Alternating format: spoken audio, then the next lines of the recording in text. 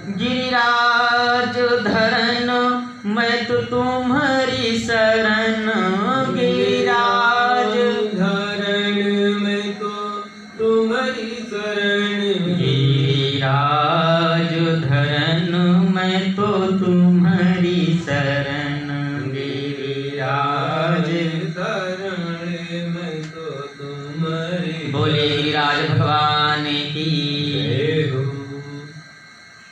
ब्रजवासियों ने नेत्र बंद करके गिरिराज भगवान का ध्यान किया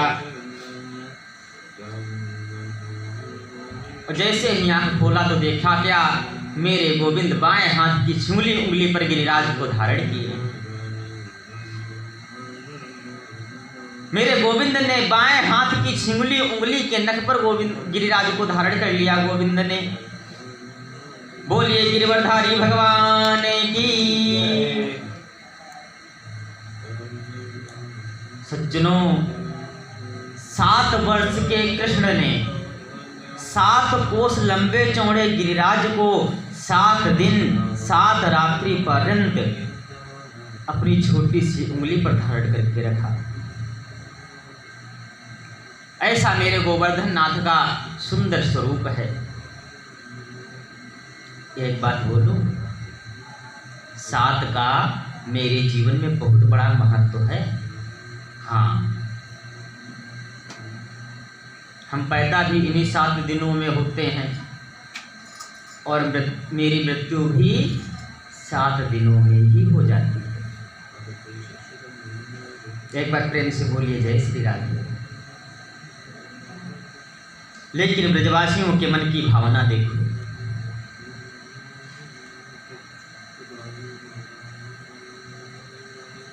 जब कन्हैया ने अपनी छोटी सी उंगली के नख पे गिरिराज धारण किया,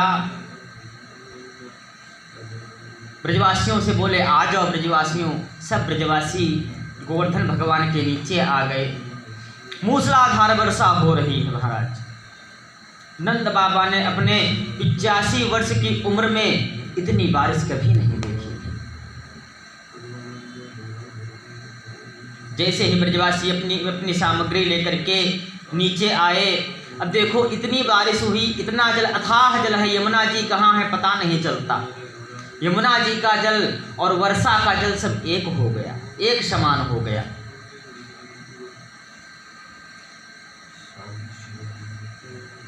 तीन दिन हो गए भगवान कृष्ण को गिरिराज को धारण किए हुए। पानी बंद नहीं होता, मूसलाधार बारिश हो रही है। तो ब्रजवासियों ने क्या किया मालूम है? सबने अपनी अपनी छड़ी लगा दी।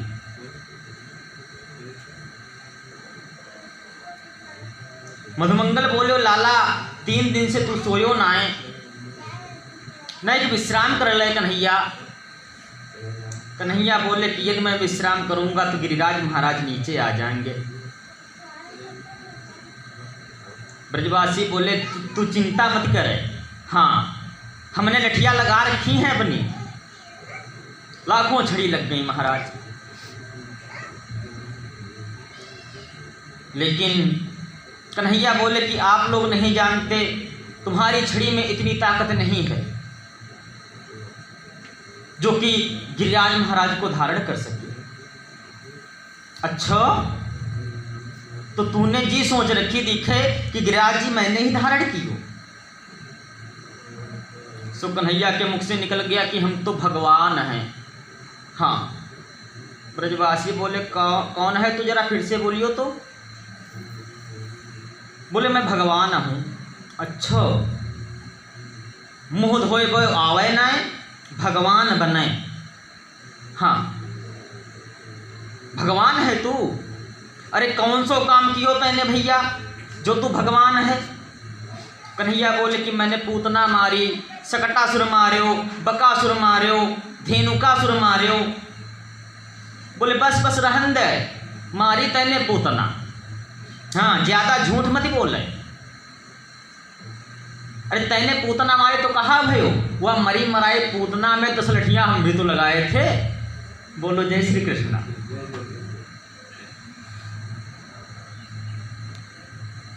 हम कोई तो से कम थोड़े ही हैं। हमारे बीच में भगवान बने। अरे हम कह रहे हैं कि छोटो सो लाला है, हार गए होए गो, नहीं कि विश्राम कर ले, भगवान ही बने। इतना सुंदर भाव ब्रजवासियों का क्या बताएं। कन्हैया बोले तो हटाऊं उंगली, बोले हटा ले। कृष्ण ने सोचा जरा ढीली करके देखूं। मेरे गोविंद ने जैसे ही उंगलियों को ढीला किया, श्री गिरिराज महाराज तो नीचे को आए हुए लग गए। जितनी छड़ी थी सब तड़तड़ करके टूटने लगी। अरे कन्हैया संभाल भैया, संभाल संभाल संभाल। गोविंद ने फिर से धारण कर ली। ब्रजवासी बोले क्यों रे लाला, हमारी इतनी मोटी मोटी लाठी टूट गई और तैने पतली सी उंगली पे गिरिराज को धारण कियो है। आज तो को बताना ही पड़ेगा कि तेरी उंगली में इतनी ताकत आई कहां से। भगवान बोले बड़ी समस्या है। यदि मैं कहता हूं कि मैं भगवान हूं तो ये लोग मानते नहीं हैं और मुझसे पूछते हैं कि ताकत कहां से आई। मेरे गोविंद ने बहुत सुंदर जवाब दिया, जरा सुने आप। गोविंद कहते हैं बताओ मेरे उंगली में इतनी ताकत कहां से। बोली बताओ कि कछु माखन को बल बढ़ो, कछु माखन को बल बढ़ो, कछु गोपन करी सहाय, श्री राधे जू के कृपा सो मैंने गिरिवर लियो उठाए। बोलिए राधा रानी की जय हो। बोले एक तो मैंने माखन खायो, वह माखन को बल बढ़ो, एक आप सब गांव के लोगों ने मेरी सहायता करी और श्री किशोरी राधा जी की कृपा से मैंने आज गोवर्धन पर्वत उठा लिया। ब्रजवासी बोले हमने कहा सहायता करी भैया। कन्हैया बोले सुनो, मैंने जब गिरिराज उठायो ना, आप सब ब्रजवासी टकटकी लगा करके मुझे देखने लगे। तो लाखों ब्रजवासी टकटकी लगा के मुख देखने लगे तो तुम्हारे शरीर की जितनी ताकत भई रही सब हमारे उंगली में आएगी। सो मैंने गिरिराज उठाए लिए। ब्रजवासी बोले सो ही तो हम कहें कि आजकल हमारी ताकत कहाँ जा रही है। हाँ च्योरे नंद के लाला, अब तक माखन चुरावे हो, अब शक्ति हो चुरावे लग गए हो। अब 7 वर्ष के कृष्ण ने 7 कोस लंबे चौड़े गिरिराज को 7 दिन 7 रात्रि पर्यंत अपनी उंगली, इतनी उंगली के नख पे धारण करके रखा।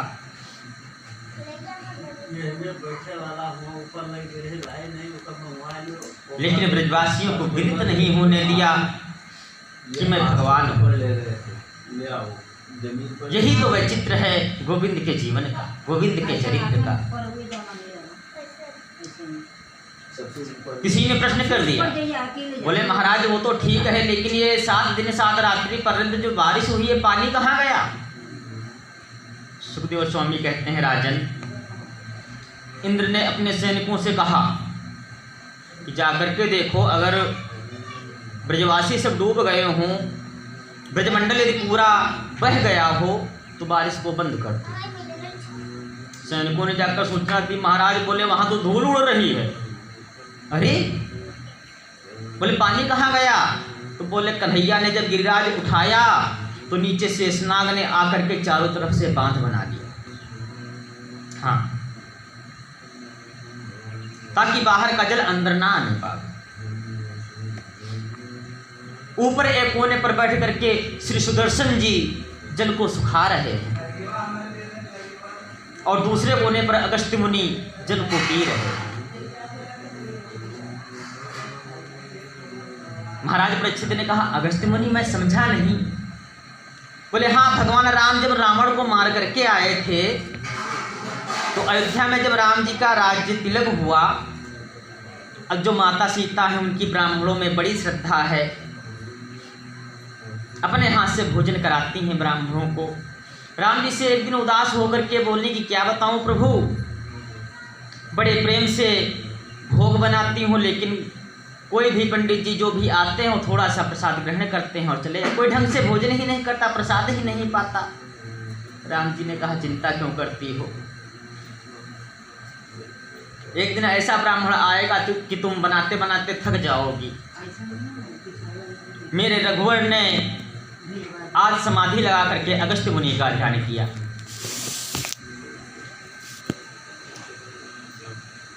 अगस्त्य मुनि के ध्यान में पहुंच गए मेरे प्रभु। ये अगस्त्य मुनि वही हैं जिन्होंने 3 श्वास में पूरे समुद्र को पी लिया था। बोलो जय श्री राधे। हाँ, अगस्त्य मुनि ने कहा क्या आज्ञा है प्रभु। राम जी बोले आज भोजन हमारे घर पे ही करें।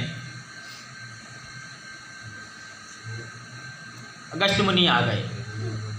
भगवान श्री राघवेंद्र सरकार ने, माँ जगत जननी सीता जी ने अगस्त्य मुनि का स्वागत किया, उनके पैर धुले, उनकी पूजा की, सुंदर आसन पे बैठाया।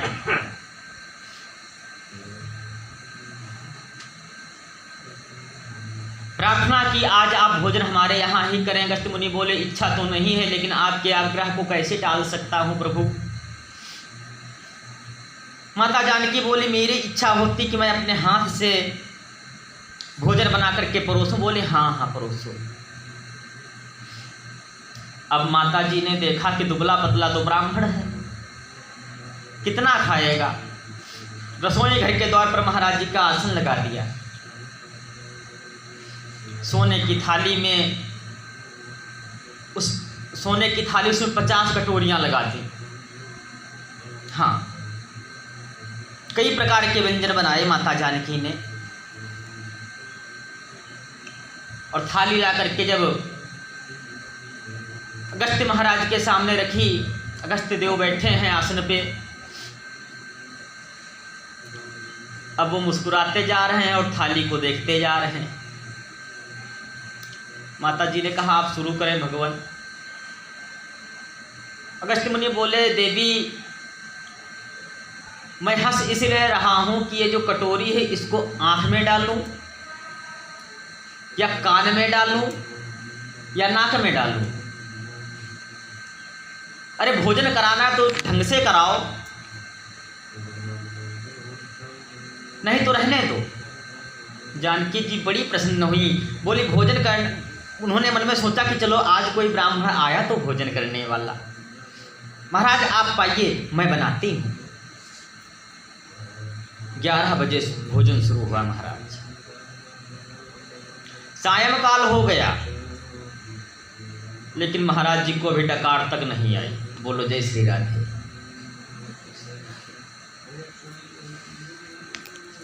माँ जानकी तो 15 बार तो आटा गूंथ चुकी महाराज। जब सायंकाल हो गई तो अगस्त्य जी से बोली और चाहिए। अगस्त्य जी बोले अभी तो शुरुआत हुई है। हाँ, अभी से पूछने लगी। जानकी जी ने कहा नहीं आप प्रेम से भोजन पाइए, मैं और लाती हूँ।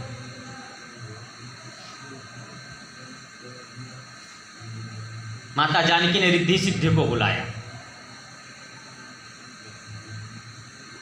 बोली आज्ञा माता। जानकी जी बोली देखो महाराज अगस्त्य भोजन करने बैठे हैं, कुछ भी हो जाए भूखे नहीं उठने चाहिए। हाँ, सारे भंडार खोल दिए। अब जहाँ रिद्धि सिद्धि आकर के बैठ जाए वहाँ क्या कमी रह सकती है। रिद्धि सिद्धि महाराज को पूरी बना करके परोसती जा रही हैं और महाराज बड़े प्रेम से प्रसाद ग्रहण कर रहे हैं। 3 दिन और 3 रात्रि हो गए।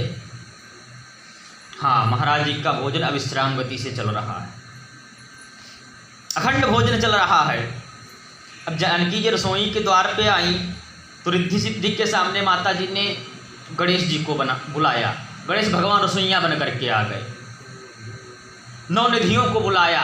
अब रिद्धि सिद्धि नवनिधि ये सब पूड़ियाँ बेल रही हैं, गणेश जी पूड़ियाँ निकाल रहे हैं, महाराज जी के सामने परोसते जा रहे हैं और महाराज जी मुंह में उड़ेलते जा रहे हैं। बोलो जय श्री राधे। 15 दिन और 15 रात्रि हुए, बिना रुके भोजन चल रहा है। जब 16वां दिन भी पूरा हो गया, माता जानकी ने देखा अगस्त्य महाराज के चेहरे पर कोई सिकुड़न ही नहीं, वो तो अविश्राम गति से चल रहे हैं। 17वां दिन जब भोजन का चल रहा था तो माता जानकी गई, प्रणाम किया और कहा महाराज प्रणाम करती हूँ।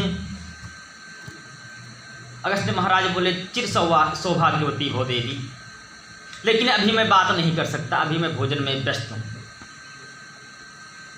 वार्ता बाद में करूँगा। जानकी जी बोली कि मैं कोई बात करने नहीं आई, मैं तो ये कहने आया हूँ कि जब आधा भोजन हो जाए तो पानी पी लेना चाहिए। अगस्त्य महाराज बोले ठीक है देवी, जब आधा हो जाएगा तब पानी पी लूँगा। बोलो जय श्री राम। माता जानकी ने कहा हे भगवान, अभी आधा ही नहीं हुआ। अब महाराज जी का भोग चल रहा है। 17वें दिन सायंकाल के समय भगवान राघवेंद्र आए। राम जी ने आकर के देखा कि जानकी माँ चिंतित हैं। गणपति जी भी चिंता में हैं, रिद्धि सिद्धि नवनिधि सब थक चुकी हैं, हार चुकी हैं। राम जी ने जानकी से कहा क्यों देवी, महाराज जी का अभी भोजन चल रहा है। माता सीता बोली सुनिए, ऐसे ब्राह्मण को मेरे घर पे फिर मत बुलाना। हाँ, अरे ये भी कोई बात हुई, टांग तोड़ करके रख दी श्रद्धा की। 18 दिन पूरे हो गए, बोलते हैं अभी आधा ही नहीं हुआ भोजन। हाँ, भगवान श्री राम रसोई घर के द्वार पे आए। अगस्त्य मुनि ने टेढ़ी नज़र से देखा राम जी को और इशारे से पूछा बस की ओर चले। राम जी के इशारे पे ही तो हो रहा था सब कुछ। राम जी ने कहा बस करिए। राम जी ने इशारे से बता दिया। 18वें दिन शाम को डकार आई महाराज को। हाँ देवी, अब जल पिलाओ। राम जी ने कहा देवी महाराज जी के लिए जल लाइए। जानकी जी बोली कि हमारे पास कोई जल की व्यवस्था नहीं है। हाँ, क्योंकि घड़े 2 घड़े में तो काम चलने वाला है नहीं। अगस्त्य मुनि बोले देवी अगर हम जल भी पीते हैं तो ढंग से ही पीते हैं। हाँ, ऐसे रोज रोज तो पीते नहीं, जब पीते हैं तो ढंग से पीते हैं। क्योंकि 2-4 युग में एक बार ही तो हम जलपान करते हैं, ऐसा कहा अगस्त्य मुनि ने। तो राम जी ने कहा तो महाराज आप एक काम करें कि जल की तो अभी व्यवस्था है नहीं। एक काम करिए, आप तो संत हैं महाराज, एक युग में आप भोजन करें तो दूसरे युग में आप जल का पान करें।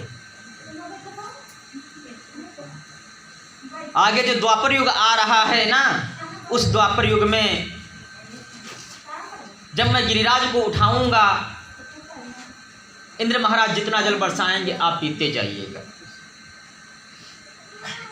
अगस्त्य मुनि बोले कोई बात नहीं राघव, इस युग में भोजन किया है, एक समाधि लगाऊंगा सो द्वापर आ जाएगा।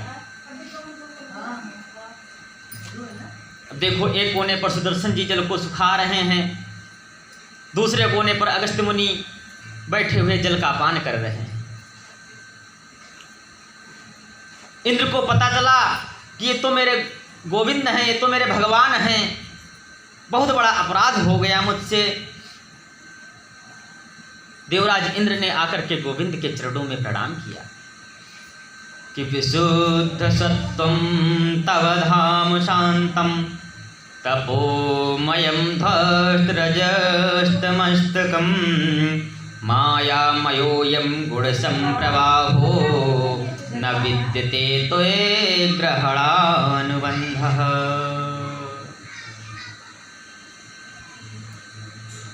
गोविंद के चरणों में प्रणाम किया। गिरिराज की स्थापना हो गई। जो 56 भोग बने थे उनका घर घर में वितरण हुआ प्रसाद के रूप में। उसी दिन से गिरिराज के पूजन की परंपरा शुरू हुई। देवराज इंद्र जहाँ से ब्रज की सीमा शुरू होती है वहीं से अपने ऐरावत हाथी से उतर करके पैदल चल करके आए, गोविंद के चरणों में प्रणाम किया और कहा, प्रभु मेरा अपराध क्षमा के योग्य नहीं है। मैंने आपके प्रिय ब्रजवासियों को संकट में डाला, ये वाकई मैंने अच्छा नहीं किया। मेरा अपराध क्षमा योग्य नहीं है। कि विशुद्ध सत्वं तव धाम शांतम तपोमयं ध्वस्तरजस्तमस्तकं मायामयोऽयं गुणसंप्रवाहो न विद्यते ते ग्रहणानुबन्धः। देवराज इंद्र ने अपनी गलती मानी, गोविंद के चरणों में प्रणाम किया। देवराज इंद्र कहते हैं कि आपका श्री विग्रह जो है वो विशुद्ध सत्व से परिपूर्ण है, उसमें तमोगुण और रजोगुण का लेश मात्र भी नहीं है।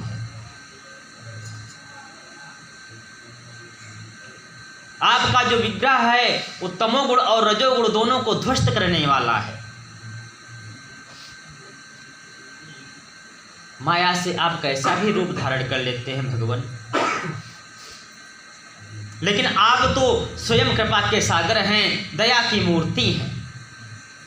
कि पिता गुरुस्तम जगतामधीशो दुरत्ययः काल उपात्तदण्डः हिताय स्वेच्छा तनुभिः समीहसे मानं विबुद्धं जगदीश मानिनाम। देवराज इंद्र ने बड़ी सुंदर स्तुति गाई गोविंद की। कहते हैं जगत के पिता तो केवल आप हो गोविंद, सबके पिता केवल आप हैं, जगत गुरु भी आप ही हैं। इंद्र कहते हैं कि सब कुछ आप ही हो, लेकिन मेरी भ्रांति देखो, मेरी नासमझी देखो। मैंने आपको जगत गुरु समझा, अपने आप को जगत का पिता माना मैंने, और मैंने इतनी बड़ी गलती कर दी गोपाल। ब्रजवासियों को मैंने विनष्ट करने का प्रयास किया। मेरा ये अपराध जो है क्षमा के योग्य नहीं है, बिल्कुल अक्षम्य है। लेकिन आप जैसा कृपालु कौन हो सकता है गोविंद। कि ऐसो को उदार जग माही बिन सेवा जो द्रवहि दीन पर राम सरिस को नाही। ऐसो को उदार जग माही, ऐसा उदार कौन होगा। हमारे रामकृष्ण तो ऐसे कृपालु हैं, प्राणी के अवगुणों की ओर वो कभी दृष्टि नहीं डालते। हाँ, यदि परमात्मा हमारे अवगुणों की तरफ दृष्टि डालने लग जावे तो हजारों जन्म लेकर के भी हम मुक्ति नहीं पा सकते।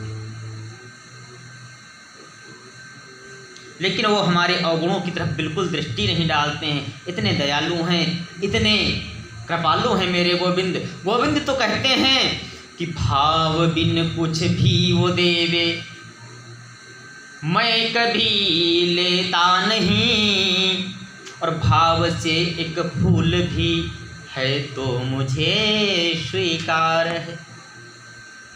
कुछ भी चढ़ाओ, भाव देखते हैं गोविंद, आपका भाव कैसा है। अंतःकरण शुद्ध होना चाहिए, मन निर्मल होना चाहिए। गोविंद को कोई प्रेम से पुकारे तो सही। पूतना के अंदर क्या था। अहो वकीयम स्तनकालकूटम जिधांसया पायेदप्यसाध्वी लेभे गतिम धातृचितां ततोन्यम कं वा दयालुं शरणं व्रजेम। राजन, ये राक्षसी पूतना स्तनों पे जहर लगा करके आई गोविंद को मारने के लिए, लेकिन गोविंद ने उसके जहर की ओर नहीं देखा, उसके अवगुणों की ओर नहीं देखा। ये नहीं देखा गोविंद ने कि पूतना मुझे मारने आई है। गोविंद ने देखा क्या? गोविंद ने तो ये देखा कि ये काम तो वो करने आई है जो माता यशोदा का है, और पूतना को वो गति प्रदान कर दी जो माता यशोदा को बाद में मिलने वाली है। अगर गोविंद पूतना के अवगुणों की तरफ देखते तो क्या पूतना को गति प्रदान करते?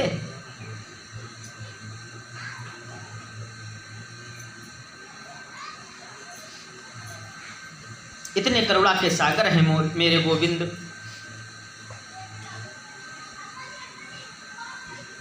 इंद्र कहते हैं, हे प्रभु मेरे अपराध को क्षमा कर दीजिए, आपके हाथ में है, अगर आप उचित समझें तो क्षमा कर दें, अगर दंड देना चाहते हैं तो आप हमें दंड दे दें। लेकिन मेरे गोविंद इतने बड़े कृपालु हैं, बोले जाओ इंद्र, मैंने तुम्हें क्षमा किया।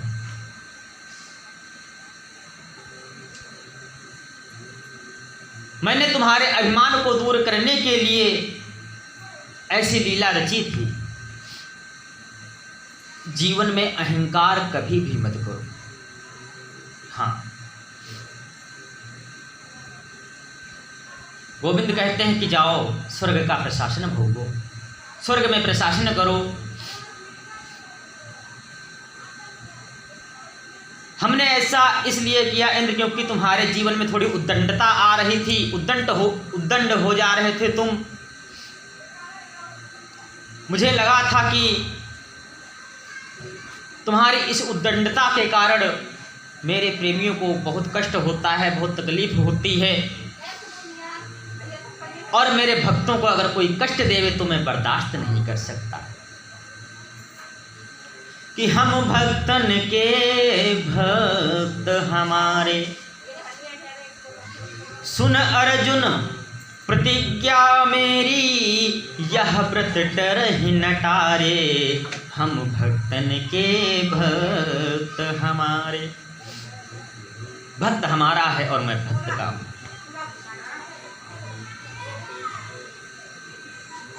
गोविंद कहते हैं कि ये प्रतिज्ञा मैं कभी छोड़ नहीं सकता, इसलिए इंद्र जीवन में कभी अभिमान मत करना, कभी अहंकार मत करना। यहां एक प्रश्न होता है,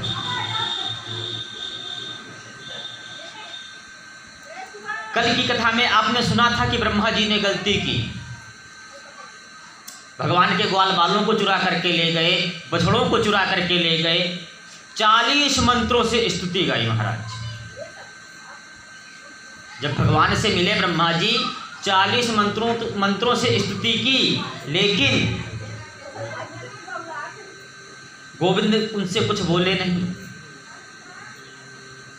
और इंद्र ने जो अपराध किया, सिर्फ 30 मंत्रों से ही स्तुति गाई है।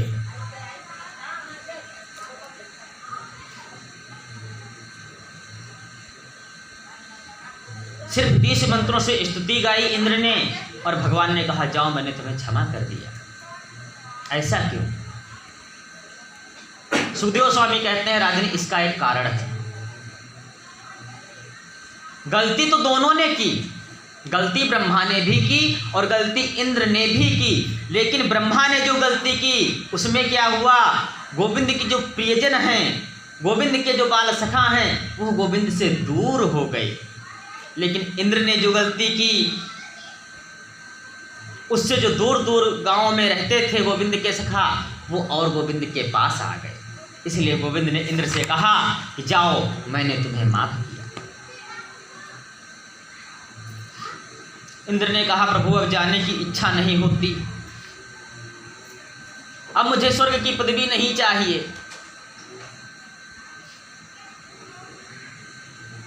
भगवान ने कहा कि नाना भोग भोगते हैं आप स्वर्ग में, यहाँ गोवर्धन की तराहटी में क्या रखा है, यहाँ कैसे जीवन व्यतीत करेंगे आप। अरे जिनको एसी कमरे में सोने की आदत है, सुबह उठते ही कब दर्शन करने की आदत है, वो गिरिराज की तराहटी में क्या वास कर सकते हैं? कभी नहीं। ब्रजवास तो वही कर सकता है जिसके जीवन में त्याग हो। जब तक जीवन में त्याग नहीं आएगा तब तक कोई भी ब्रज में वास नहीं कर सकता।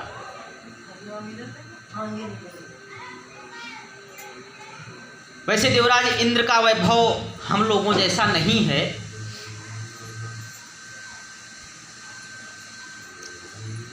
अब देवताओं के राजा हैं इंद्र। इंद्र कहते हैं प्रभु